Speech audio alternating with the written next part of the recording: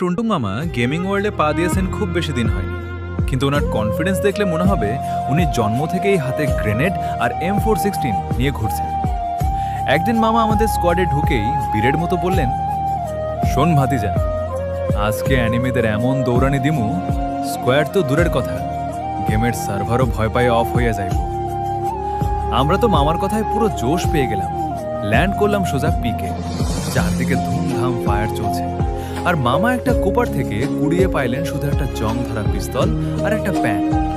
হঠাৎ সামনে এসে হাত ভয়ে গ্লুয়াল মারতে মারতে শেষ, আর টুনটুন মামা চিল্লাইয়া উঠলেন, ভাতিজারা তোরা কভার নে, মামা থাকতে তোদের গায়ে এক ফোঁটা গুলিও লাগতে দিব না।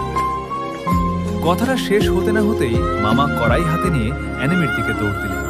আমরা ভাবলাম মামা বুঝি আজকে একাই পুরো স্কোয়াড শেষ করে হিস্ট্রি বানাবেন, কিন্তু একই এনিমি গুলি চালানো তো দূরের কথা, মামার দৌড়ানি দেখে তারা নিজেরাই কনফিউজড।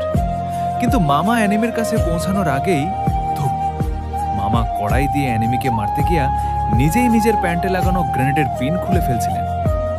1 সেকেন্ডের মধ্যে বুম, স্ক্রিনে বড় বড় অক্ষরে লেখা উঠল, টুংটুং মামা blue up himself and knock down 3 teammates. আমরা 3 ভাতিজা নক হয়ে শুয়ে আছি, আর মামাও পাশে নক হয়ে চিল্লাইতেছেন, ভাতিজা রিভাইভ দে, রিভাইভ দে। গ্রেনেডটা মনে হয় ল্যাগ করছিল রে, আমি তো এনিমির মাথায় মারতে চাইছিলাম। আমরা শুয়ে শুয়ে শুধু একটাই কথা বললাম, মামা এনিমি তো আমাদের টাচও করতে পারলো না, আপনি একাই পুরো স্কোয়াড শেষ করে দিলেন।